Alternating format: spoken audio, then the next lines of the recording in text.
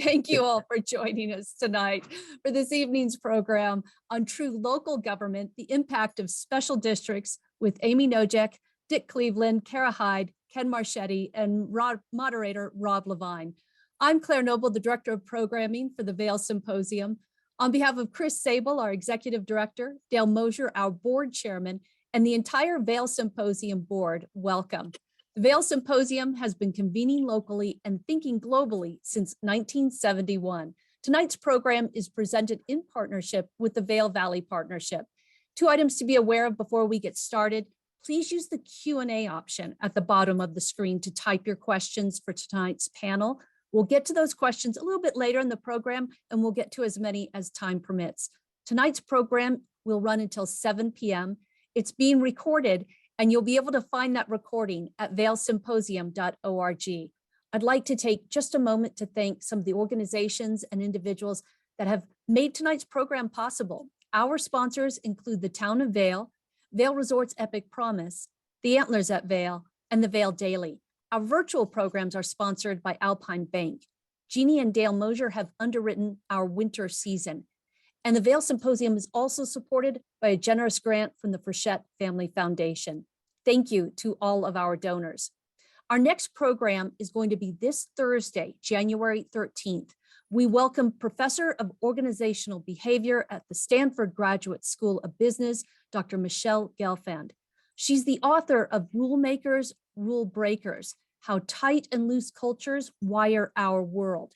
If you're wondering why some countries were able to tackle the pandemic better than others, culture likely played a big part. Learn more on January 13th. And then on Tuesday, January 18th, we host Dr. Daryl Bricker. He's the author of Empty Planet and CEO of Ipsos Public Affairs, the world's leading social and public opinion research firm. Malthus was wrong. The global population will begin to shrink this century, and in some countries, that decline is well underway. Join us to learn more about the implications of this demographic change. As is the case with many of our speakers, both these programs, both speakers are authors, and you can find their books at the Vail Public Library. Tonight's program focuses on true local government. We're looking at special districts, and I just wanted to make the distinction between special districts and developer districts, which we're not dealing with tonight. So let me introduce our panel. Amy Nojek is the CEO, CFO at the Eagle County Paramedic Services, with more than 20 years of experience in finance and leadership. Prior to joining the paramedics, Nojek was Director of Finance, then CFO at Summit County Care Clinic in Frisco, Director of Finance and Personnel for the Red, White, and Blue Fire Protection District in Breckenridge, and Director of Finance after serving as Controller for the Keystone Center and Science School in Keystone. Cara Hyde is the Secretary of the Edwards Metro District. During her 30-plus year career with Vail Resorts, she worked with philanthropy and government affairs and founded the Vail Handicap Ski School in the 80s. Since then, she served as the Executive Director of the Eagle Valley Land Trust. She was awarded Citizen of the Year by the Vail Valley Foundation and now serves on the boards of several nonprofit organizations in both Eagle and Summit counties. Dick Cleveland is a member of the Board of Directors of the Eagle River Water and Sanitation District. He's a Valley resident for more than 40 years. He spent 35 years in public service as a law enforcement officer, and for the past 20 plus years has volunteered extensively in the local community. He served several terms on the Vail Town Council, including 2 terms as mayor, and has served on numerous Eagle County and Vail boards and commissions. He's also served on several local nonprofit boards over the years, and he's a former member of the Minturn Cemetery District Board.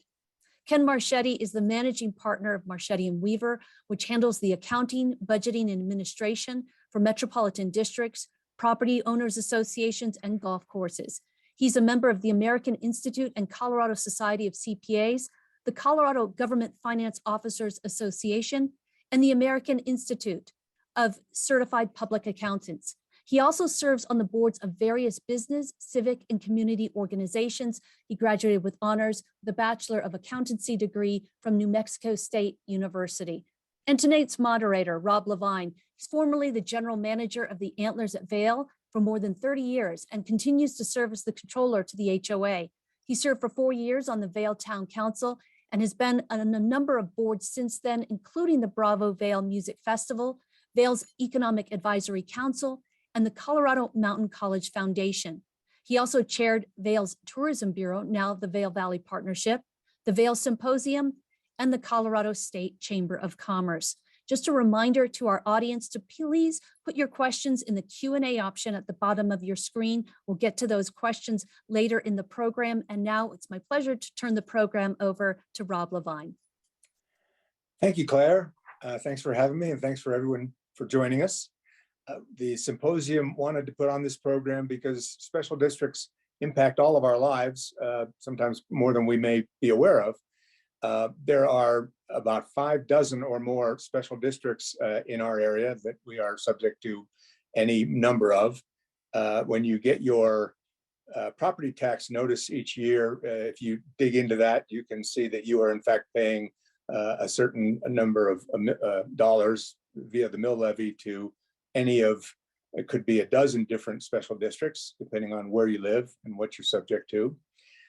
So it's obviously pertinent and important, and a lot of people probably don't know that much about the way they operate. So we're here to help. I'd like to introduce each of the panelists individually, and then have each of them just spend 3 or 4 minutes telling us about the special district that they're involved with and what their role is. And then we'll get into some individual questions, as Claire suggested. Why don't we start with you, Dick? Go ahead and take it away. Great, thanks, Rob. Thank you, everybody, for joining us tonight. So I'm with the Eagle River Water and Sanitation District, and I think by the name, you can probably understand what we do in this community, but it's a lot more complicated than that. So the Vail Water Service area that the district encompasses for water service includes the Vail Sub District, which is basically from East Vail to almost Dow Junction, as well as several properties in the Wolcott area who are in the water district. In addition to the Vail Water District, we also provide full contract operations and management services to the Upper Eagle Regional Water Authority, which provides water service to its 6 members, Town of Avon, the Arrowhead, Beaver Creek, Berry Creek, Eagle Vale and Edwards metropolitan districts, as well as Bachelor Gulch and Cordillera. We also provide billing service for Minturn's water. They provide their own water service in the town of Minturn, and we bill for their trash and water for them. The other thing we do is we handle wastewater for the entire valley, from East Vail to Wolcott again. And we have 3 treatment plants, one in Vail, one in Avon, one in Edwards. And the district has 136 employees that carry out and provide these services 24 hours a day, 7 days a week to this community. I've got to give them a plug for the work they've done during COVID, because it's not been a simple process to keep everything running, but the members of our district, our employees, have done a fantastic job. Anyway, thank you. Thank you, Dick. It's been kind of a pleasure over the years watching the Water and Sand District operate, and watching everybody from Paul Testweed to Kent Rose to yourself and a myriad of others serve on that board. There are special districts and there are special districts, and I would venture to say none are probably more important or more substantial than the Water and Sanitation District. And you've touched on all the different things that you do, not just supplying the water that comes out of your tap. So thank you for your service. Cara, why don't you tell us a little bit about the Edwards Metro District? And it looks like you might be on mute. Not anymore. Hey, thank you all for participating. And I also think sometimes it's useful to understand where we were to understand how we got to where we are today. And for the most part, most districts deal, like what Dick was talking about, with infrastructure, things that our community develops that we need moving forward. I can share that way back when I first moved to the Valley and made it a permanent home, that 476 is the number that you started to dial in Vail. And if Rob, you're the oldest, you might understand. Good, he's laughing. That all you needed to do was dial the last four numbers. And if you remember back then, if you had a friend that lived way down Valley, and I mean Eagle Vale, if they lived in Eagle Vale, that was a long distance call back in the 70s and 80s for sure. And back then, unlike today, housing was attainable and housing was affordable, and parking wasn't an issue at all. And in those days, yes, you could see Paul Testwig or Mike Tennant ride their horse up Bridge Street, and they'd ride it up into Garten Saloon. I also remember being an extra and helping out when Charlie's Angels filmed their shootout at the Red Lion. Do you remember that one, Rob? That was quite an experience there. But the short story is back then and today, community was everything. And the culture was really to help when needed, and it still is, which I'm proud to say. Back then, as far as roads and bridges and infrastructure, I-70 only went to Eagle. It only went to Eagle. And Highway 6, oh my goodness, the stories about the way the snow was are true. The snow on Highway 6 and our frontage road was taller than your cars, and we'd play pinball bouncing off the walls. And back then, front wheel drive was introduced. If you can remember, it was in the early 80s when front wheel drive vehicles started. And if you had studded tires, you were way cool. But I can tell you for sure that not until Easter did you ever see asphalt. You never saw asphalt. So the plowing and the infrastructure that all the towns did made all the difference in our transportation need. And one thing that I find interesting, that it was not until 1996, I don't know if that seems a long time ago or a short time ago, but 1996 is the first time CDOT introduced mag chloride. And that's the first time they used it on I-70. And since then, that was kind of a turning point on what citizens and community needed. It was kind of a turning point when development started to go down to Eagle Vale and all the way down Valley, which is now pretty much filled in. So in that 80s, in that kind of century, if you will, back then, Edwards only had a water district. That's all it was. And then all of a sudden there was Foresight, and then it converted to a metro district in 1984.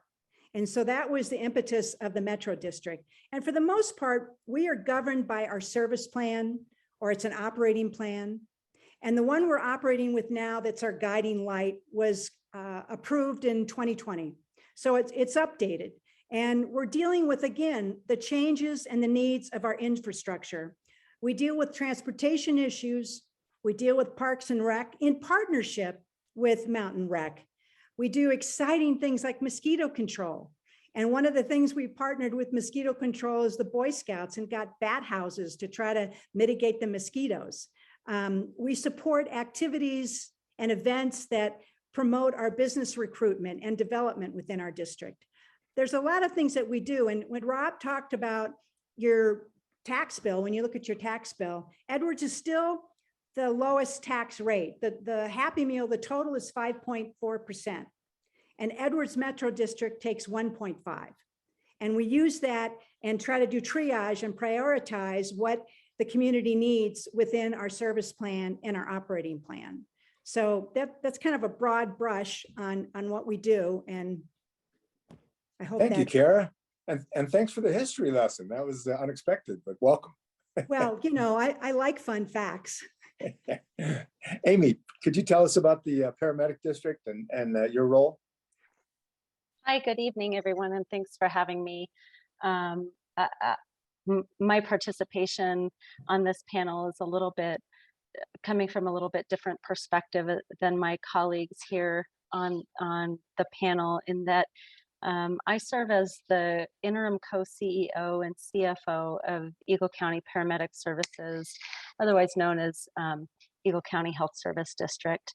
I am not a board member. However, I have had extensive interactions with board members throughout my career in special districts and nonprofits.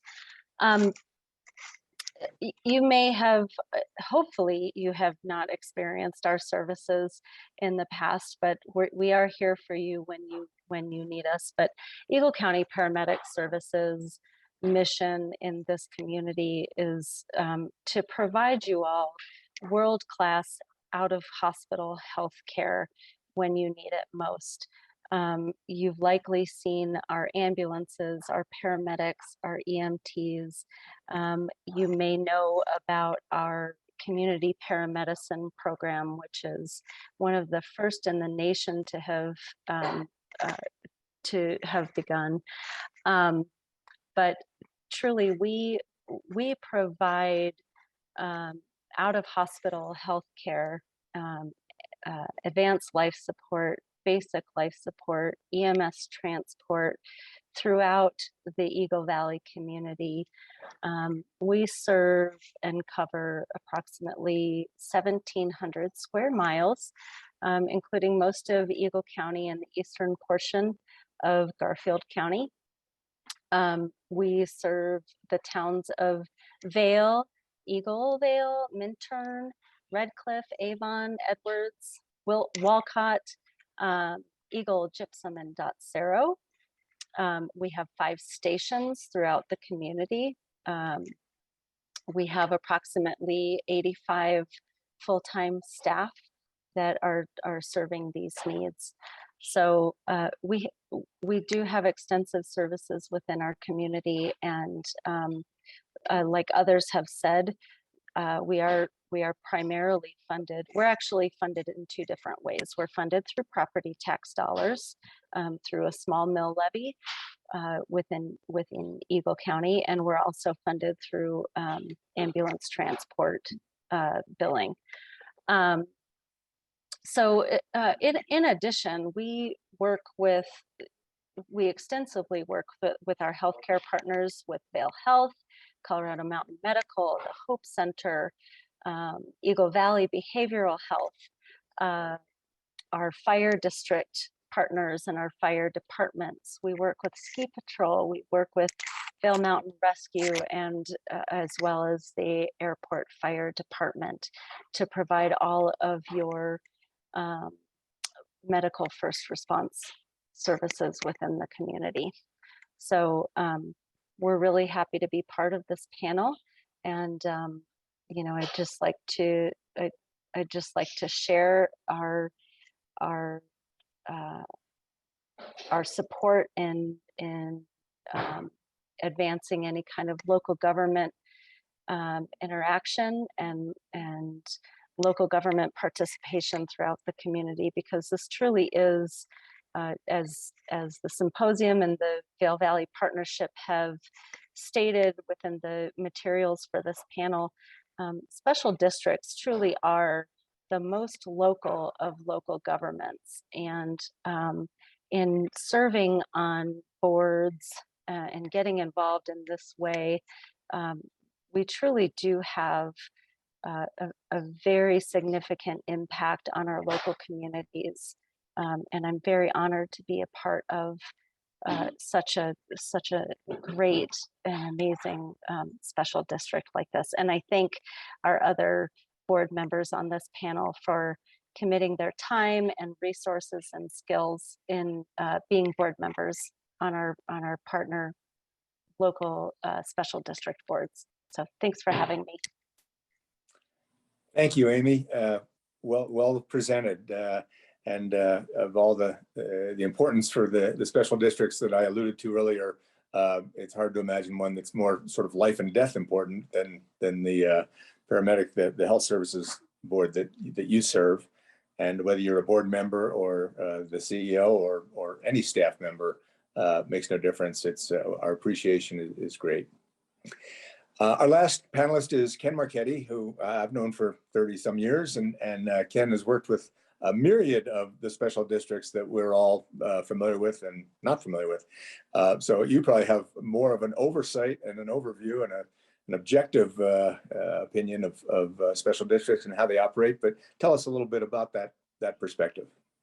Well, at least a broader perspective, perhaps. As Rob indicated, I have worked with quite an extensive number of districts. And so I told Claire that I would like to represent districts at large, if you will, and do have kind of full gamut of everything from metropolitan districts to more special purpose districts. Have worked with various water districts, sewer districts, fire districts, library districts, conservation districts, all of which kind of have their unique role in the Colorado statutes, and then the metropolitan districts that serve multiple areas. I came to the Valley in 1994, but prior to my arrival, our firm was instrumental in the formation of Eagle Vale Metro in 1973, Beaver Creek Metro in 1978. As Cara mentioned, Edwards was formed in 1980 and then converted to a metro district in, I believe, 1984. So Eagle County has been on the leading edge of kind of formation of districts and using them in unique ways. So I can't imagine a better place to discuss special districts than Eagle County that has been involved with them for so long. And as Claire mentioned, districts a lot of times are used as infrastructure financing vehicles. But part of what has made Eagle County unique is its use of metro districts as an alternative to municipalities.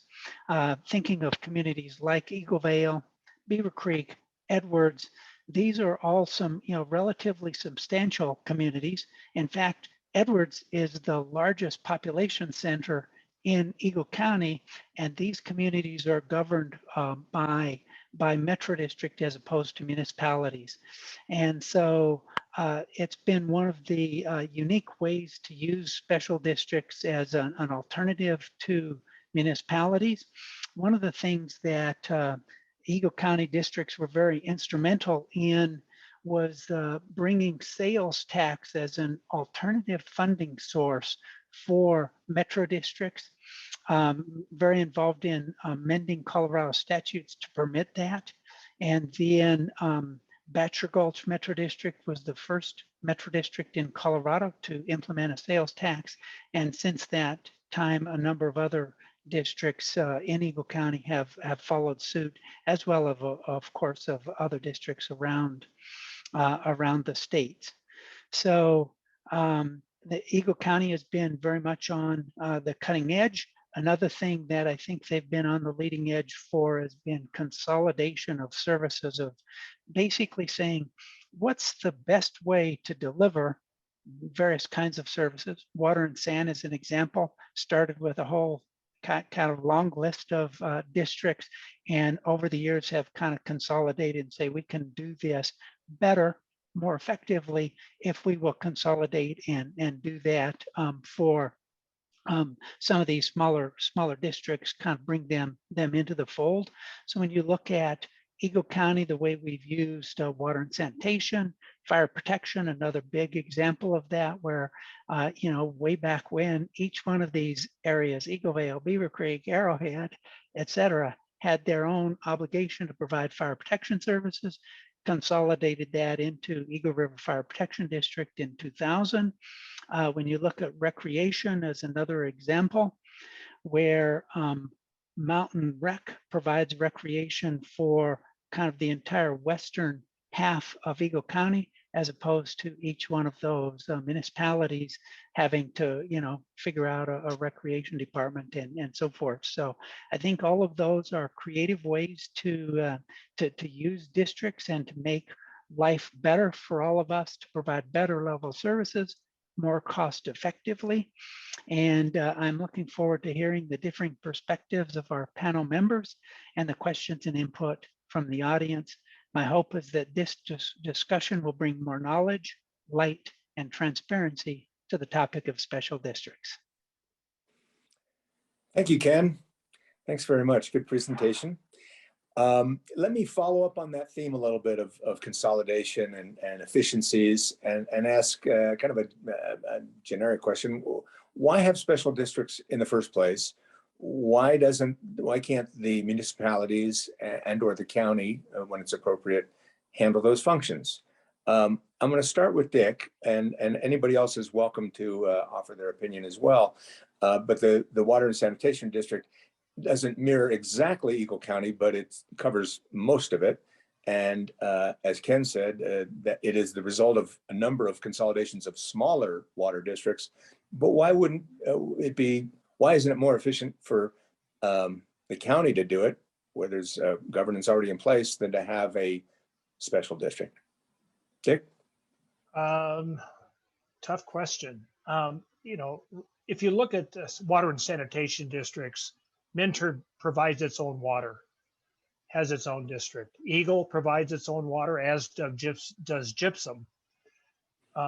If you look at the Eagle River Water and Sanitation District, and Rob, you alluded to it, the history goes back 60 years when the towns were first formed, and water rights were acquired, and different people had different water rights.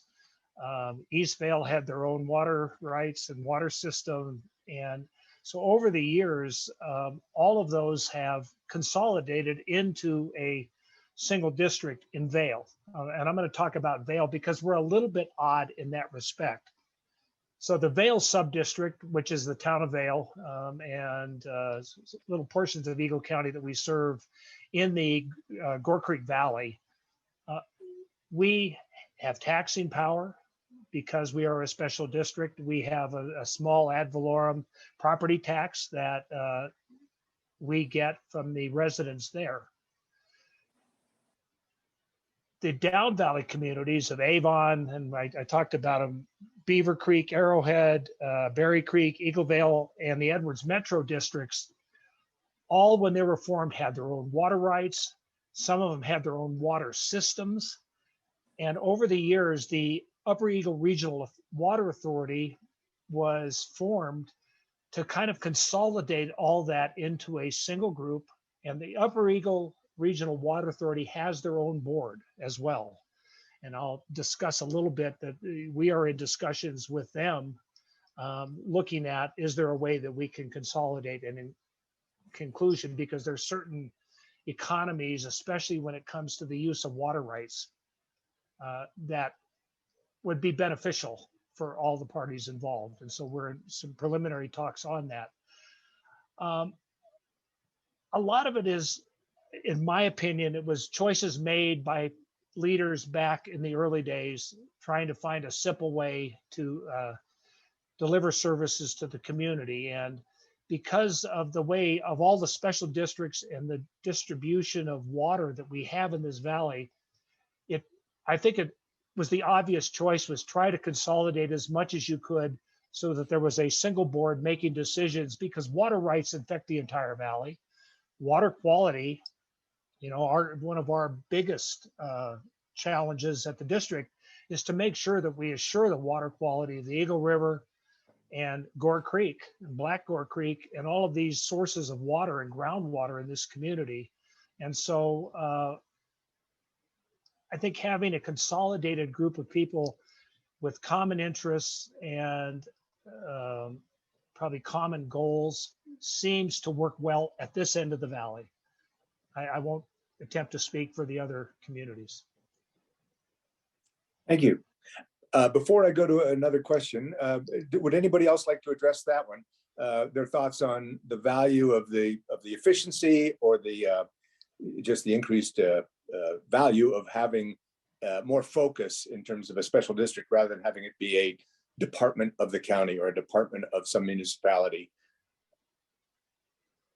Well, one of the things I'd like to raise is, interestingly, Vail originally had a recreation department as a part of the town, and at some point in Vail's history and Vail Recreation District's history, they reached a conclusion that we could, as a community, better provide recreation to our community if it were kind of had a dedicated focus and dedicated funding source. And so they essentially spun out the rec department, formed Vail Recreation District, created a separate property tax mill levy, or separated out the mill levy to fund that, and it helps give them a focus that would be more difficult to achieve, I think, within a municipality.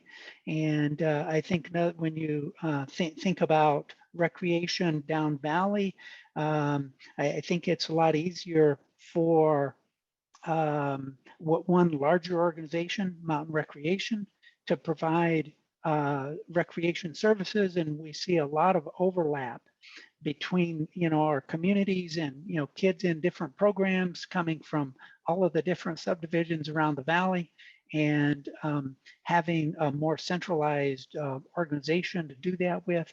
I think there are also some overhead efficiencies. We've talked a lot about the fire department, and if you have a separate fire department in each municipality, they each need a fire chief, and when you can consolidate them, you can achieve some economies of scale, if you will, some efficiencies. So I think all of those add to the benefits of consolidation. Thanks, Ken. That's a great point. Point well taken. And interestingly, I remember specifically when the rec district was created, and I was on the town council just shortly after that, within a few years after it.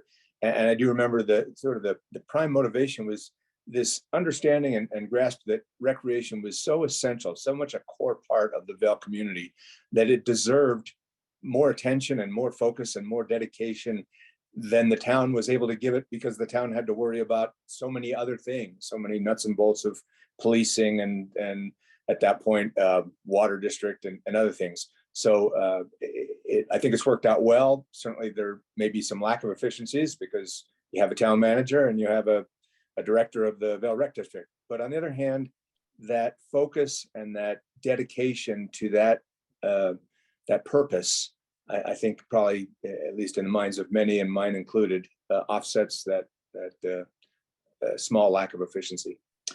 Let me go on to another question.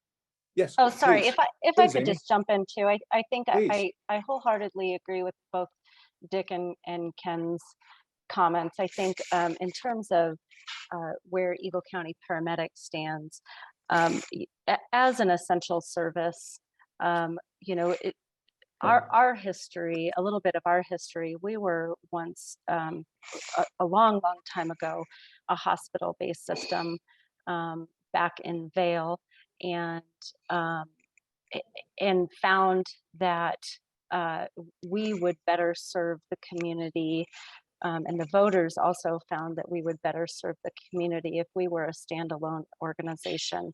At that point, we organized ourselves as Eagle County Ambulance District. At that time, we also formed Western Eagle County Ambulance District. So you may have heard of ECAD and WECAD. Those were the two acronyms at the time. And like Ken said, we all felt it beneficial, and we all felt that there would be better economies of scale, better efficiencies, and better patient care if we were to merge and combine those two services to provide one essential services as Eagle County Paramedic Services. We felt strongly that is a better standalone service outside of the county, in that there are very specific rules and regulations, clinical standards, protocols, and policies that are best managed through our operations experts and our clinical experts in the field, and are less diluted as a standalone agency. And so in that light, I think we're best serving our community as a special district rather than as a subdivision of the county. And one final note, we as Eagle County Paramedics, we serve not just the county, we serve the towns as well. So we serve each individual town, and we serve Eagle County collectively. So we serve all the town councils. We serve the Board of County Commissioners. We work very, very closely with each of those partners and political affiliates, and those relationships are very important to us. Great. Thank you, Amy. Let's talk a little bit about the nuts and bolts of how special districts operate. And clearly there's not, one set of rules or guidelines, but there are certainly some commonalities. I'm going to start with Cara. Cara, in your opening remarks, you mentioned that the Edwards Metro District approved a service plan in 2020. And my question is, when was the service plan prior to that approved? In other words, how much of a change was that? Who approved it, and how does that all work? Well, the infrastructure, at the end of the day, it's really the county that has the final say over so many things. Because of the state statutes, there's kind of guardrails on what metro districts can and can't do. And so our focus is fairly infrastructure oriented with, like I said, our biggest accomplishment that we did lately was, as you all know, the roundabouts that we put in. And part of that also extended into the landscaping of the roundabouts, which also dealt with water and with drainage. As a metro district, we're also able to do IGAs, in other words, intergovernment agreements with, usually it's with the county, but sometimes it's also with our neighboring metro districts as well. And that's when you talk about efficiencies of scales and partnerships. How can we work together with a huge community need? I mean, Edwards has exploded. To Ken's point, we're the largest population base in the entire county, and transportation and the roads and the traffic and the infrastructure has really, I think, feels like it's busting at the seams. So that's why we did a sunset tax, just a sunset. So it would not be forever, for perpetuity, to cover the cost of the road improvements, the widening of the spur road, and the roundabouts. And, we identify things that we can do to make quality different. For instance, one of the things we partnered with that was a huge success was the e-bike rebate program that we did. And that's part of the deal that we collaborate with the Climate Collaborative. I mean, why reinvent the wheel? Use the experts and see how we can help our community members. When we started that pilot program and it launched with the e-bikes, we had a certain amount of money dedicated to that.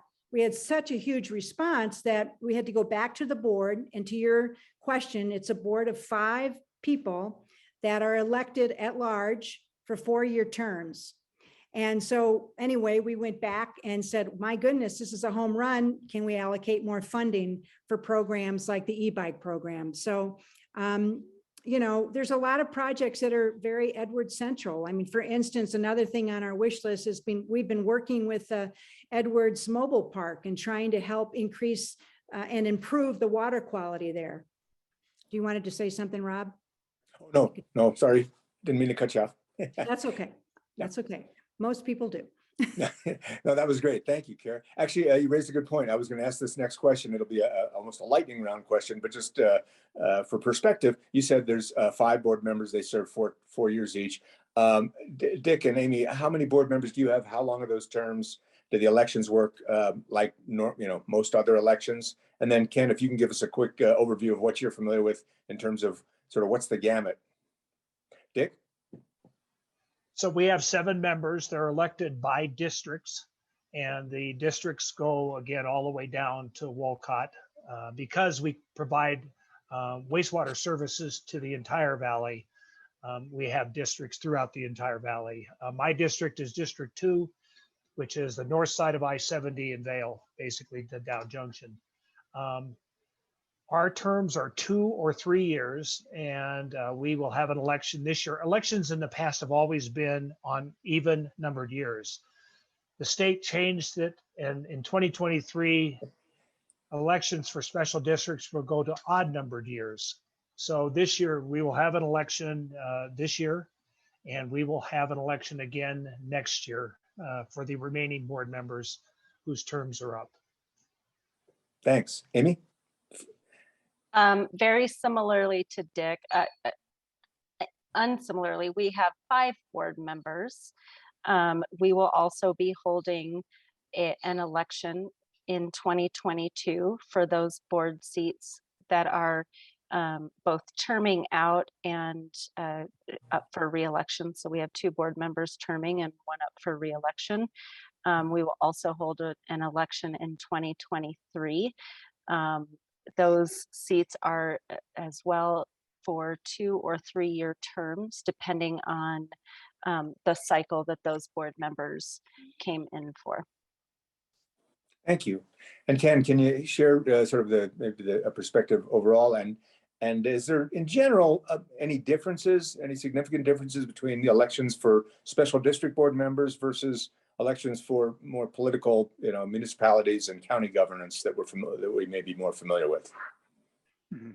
Yeah, just to expand a little bit on Dick's and Amy's comments, under the statute for districts, most commonly there are 5 board members, but as Dick indicated, some districts can have 7. And so that's what we most commonly see is 5 board members. And one of the unique things about districts is those elections are in May. And so that's a little bit out of sync, you might say, with I think most municipality elections are in April. And so it's a month later. The time, though, to nominate yourself or to be nominated for those is in the January, February timeframe. So that's part of the purpose of bringing this program now, is to say, oh, heads up, it's time, if you're interested in serving on the board of a district in your area, please look into that.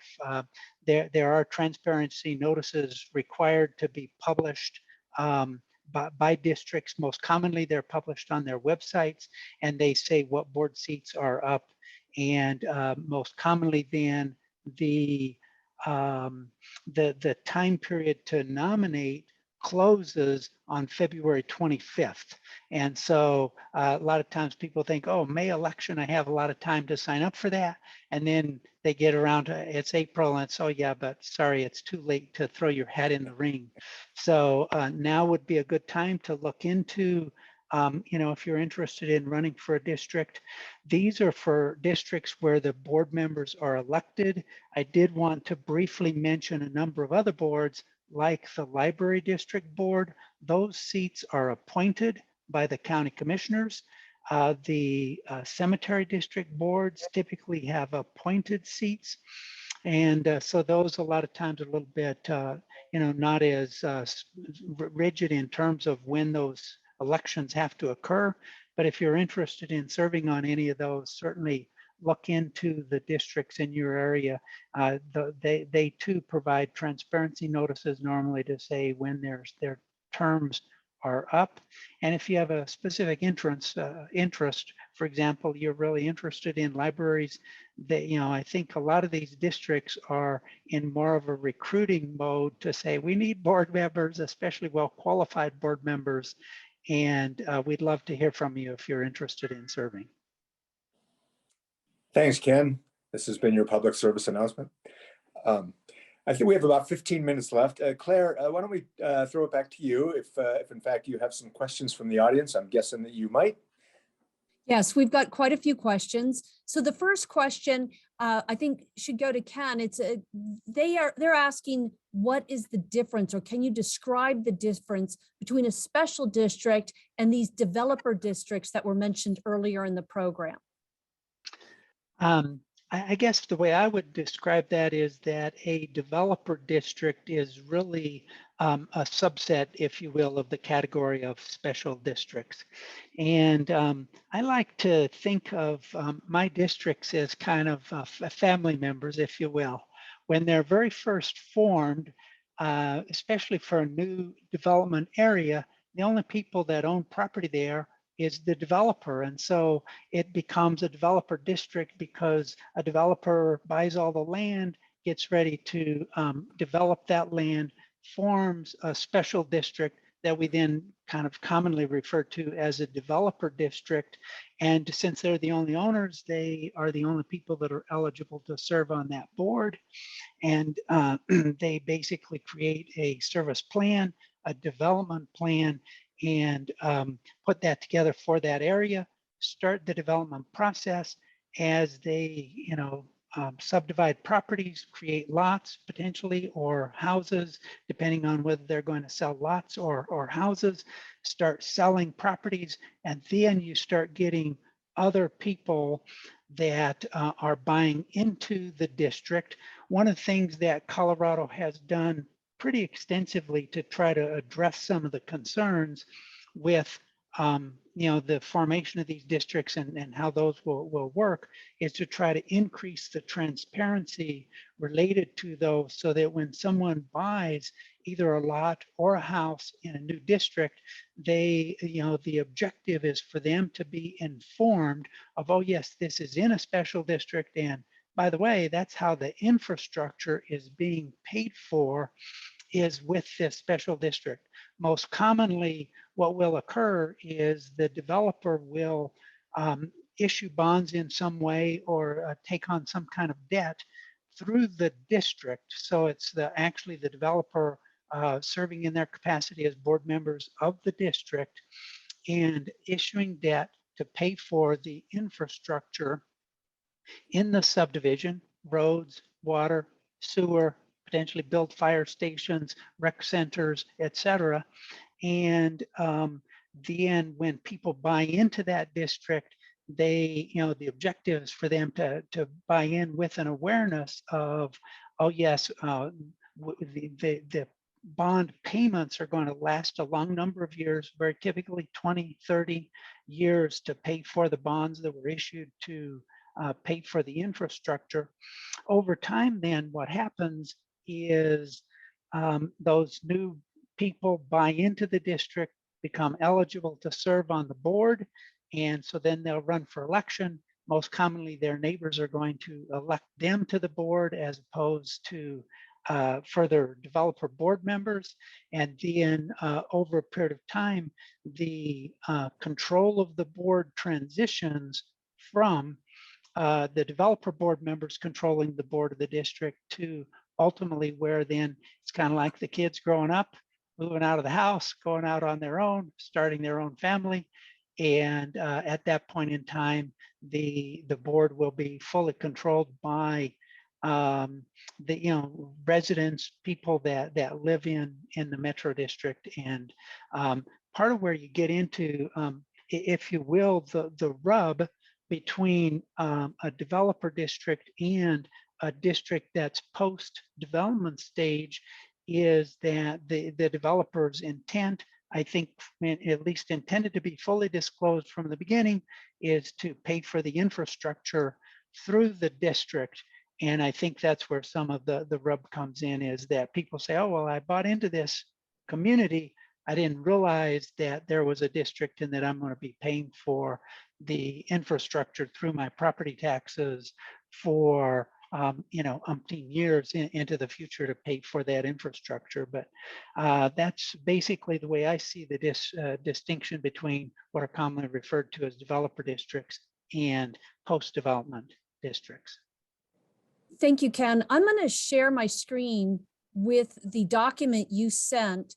And Bob has a question that is essentially, are there too many special districts? And to that, I would just add, and hopefully everybody can see this, is Eagle County unusual in the number of special districts that we have? I will take a first shot at answering that question. I think that definitely from my perspective, Eagle County, and as kind of mentioned in some of my opening comments, for example, we could have a town of Beaver Creek as opposed to a Beaver Creek Metropolitan District. We could have a town of Edwards as opposed to an Edwards Metropolitan District, et cetera. Do we have too many? That's kind of a subjective question. But if you look, why don't you stop on the Edwards line there, Claire, a moment. And as Cara mentioned, the mill levy rate for Edwards Metro District is 1.691 mills. Their property tax budget is $308,000 a year. Edwards did do a study a number of years ago to say, should we incorporate or should we remain as a metro district? And they concluded that it's most cost efficient for their taxpayers to stay as a metro district, to work in close partnership with Eagle County in providing the services that the area needs, as opposed to forming a municipality. Be interesting, would you mind scrolling up a bit to the Beaver Creek line? And you'll see there that Beaver Creek's annual budget is $8,780,000. I didn't put the towns on here, but it would be very interesting to say, what is the town of Vail's budget and what will that look like if Beaver Creek were to incorporate? Beaver Creek was another district that studied incorporation some number of years ago and concluded it's far more cost effective to provide the services directly to their constituents as through a metro district, as opposed to incorporating a municipality. So when you do incorporate a municipality, it does bring in quite a few more obligations in terms of providing services, which add costs. And so that would be my initial response to that question. So Cara, I was wondering if you would chime in on that, because my question for you was simply along those same lines. Why isn't Edwards a town? Why is Edwards a metro district? Hi, Claire. You know, there's, no matter how thin you slice anything, there's always two sides. And the metric that Ken shared, I have very much appreciated, and it's a financial fiscal metric. It's a fiscal metric. And the other side of the coin is the perception on, do the constituents have a voice? And what power do they have in their destiny within their community? So that's kind of the trade-off. And what price do you put on that? You know, there's still plenty of people that I know think that that Edwards should have been a town, mainly because there's a lot of big land use files, because, you know, as development and as I shared with the growth, it's kind of moved down valley. It's no longer long distance to call Eagle Vale. It's not long distance to call Edwards, but nonetheless, that at the end of the day, a lot of things that impact quality of life are out of our control and they default to the county. So it all depends on, you know, one's perspective. And one day you might love it because your checkbook is more manageable. And the next day, you know what? I wish we had more structure to have a voice and make decisions on land use plans, because land use plans have a magnified impact on the entire infrastructure. And depending on the politics of who's in office, one can say they hear us and they don't, or they do, you know. And at the end of the day, doesn't everybody just want to have their voices heard? No matter what. Cara. Thank you. This next question I want to direct to Amy and Dick. And Dick, I'll start with you, because the two of you both represent organizations that provide incredibly important services to our valley. Not to say that the other special districts aren't, but these are really critical. And Stephen's question is there a difference in accountability between a special district and a traditional government service? So Dick, would you start that? Sure. I would say there is not, or there should not be.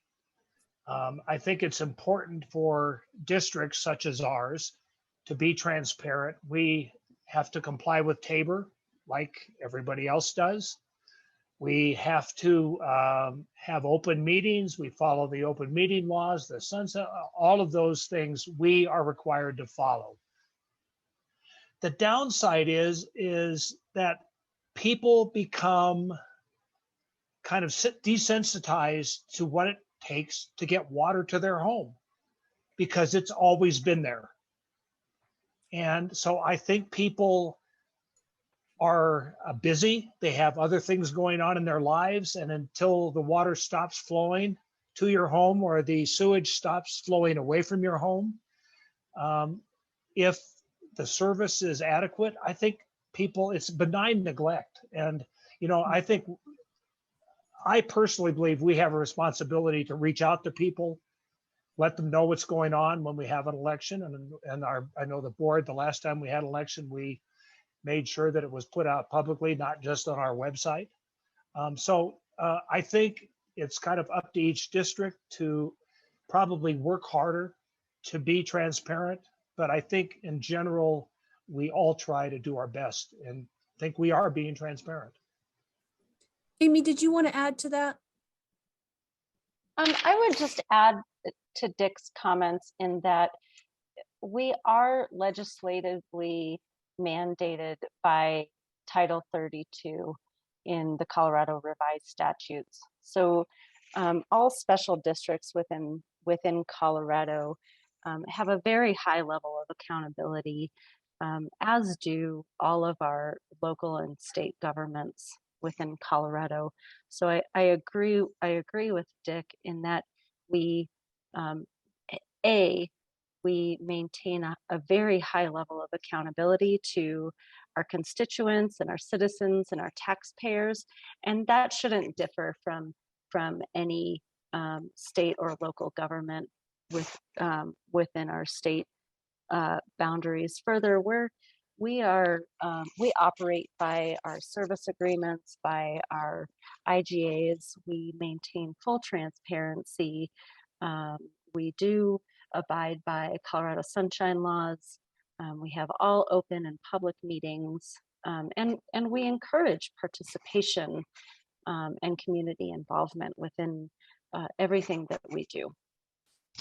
Thank you, Amy. So we're just about out of time. We have one last question, and this one is going to go to Dick, and it is from David Bentley, the president of the Cordillera Metro District. And I'm so glad he's asked this question because your organization has at least tried to tackle one of the most intractable problems in our community, which is affordable housing. So can you speak to the employee housing that your district created? Sure. The district realized long ago, and I want to say that we're probably on par or slightly behind the town of Vail, who has also built, I know during my time there, we've built over 300 or acquired over 300 units. The district has seen issues in the past when our employees lived all the way down valley and had no housing up here, and we had a water line freeze east of Dow Junction and the highway was closed. So we began years ago partnering with the town. We built some units with the town up off of Red Sandstone Road in Vail, and that was kind of the beginning of it. Since then, we just completed a 21 unit housing development, Stillwater. It's in Edwards, and we have more land that we anticipate probably building more. We, like everybody else, are struggling to fill skilled positions in the district because of the cost of living.